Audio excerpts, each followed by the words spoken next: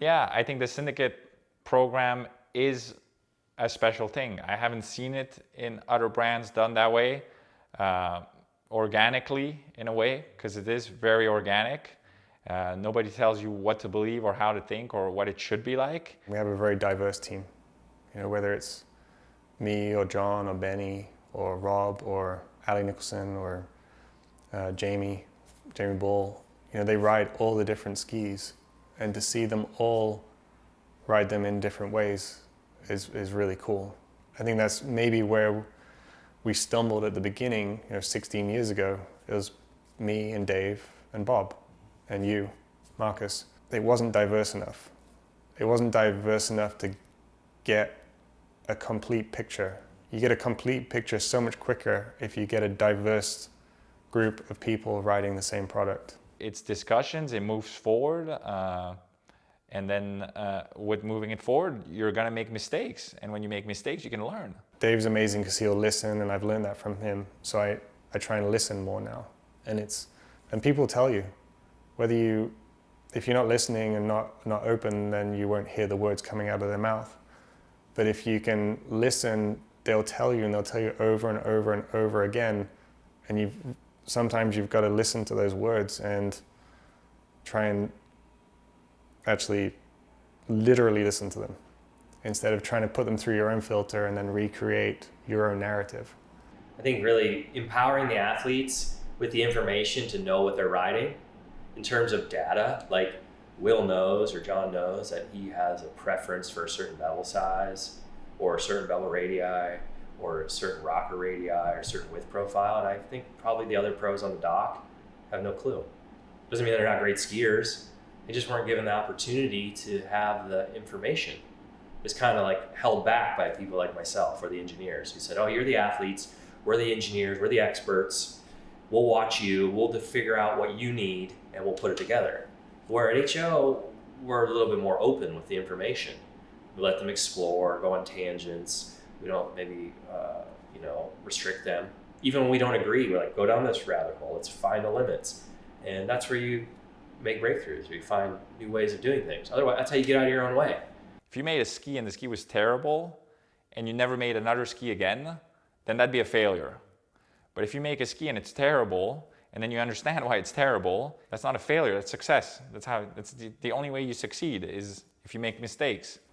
You find its limitations quicker, you find its strengths quicker, you come up with a direction quicker. People like Bob LaPoint, people like Will Asher have really honed their skills and honed their craft on not only modifying the ski, but building features into the ski that they would like to achieve a certain feeling on the water. It's a two-part thing. It's can you build it on the ski? So more the skill of craftsmanship, and also can those modifications create the feeling you're looking for?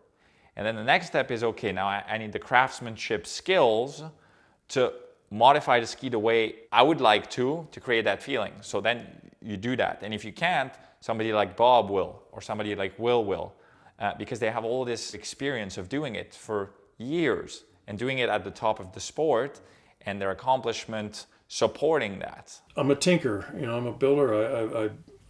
I'll always have that in my blood, and this gives me the opportunity to do what I like to do. But it's for those guys. It's for the new skiers. It's trying to give some of my knowledge to them, so that we can keep this sort of going. And that's kind of what it is for me. And I don't need the exposure for it. It's I enjoy doing it. So it's more about working with the athletes and working with Dave and working just like I said, is this kind of team deal. I like it.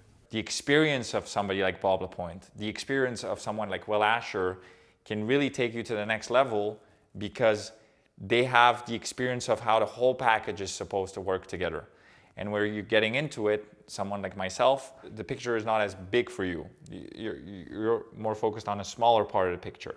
And people like Bob and people like Will have really done that for much longer, and so their picture is broader, I believe. I got a lot of shit my whole career because everyone's like, oh, you try too many things. You try too many skis, you gotta stay on the same ski, and you gotta figure it out.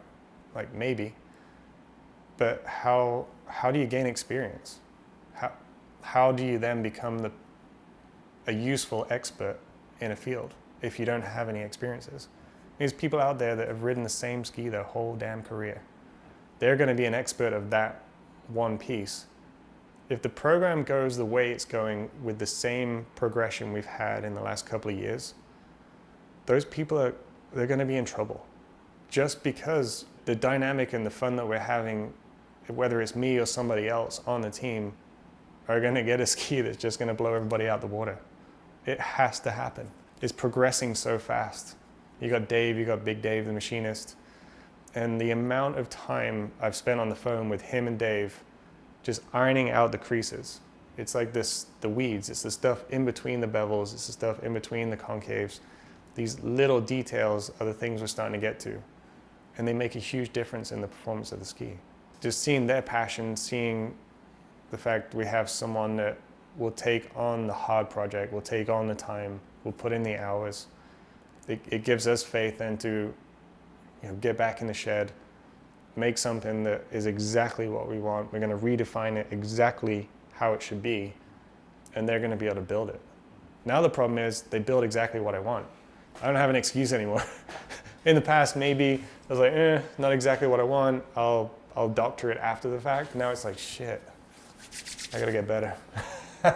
There's so many skiers out there that are so committed. They want to be better so much. They don't know how to get there. And maybe I can help them, or we can help them in a way of getting the equipment that allows them to put themselves in these spots that they can improve. And that's kind of why we do it. It's not really about the sales. Yeah, I got to generate ski sales to keep the whole thing going. And yeah, we're driven by that. But ultimately, it's helping our friends, because at this point, we know most of the skiers in this world, figure it out, get to where they want to be. The idea you had when you were a kid in your head of doing it, and it's a tough road getting there. And so hopefully these skis help you achieve what you're trying to do out there and enjoy it, along the way.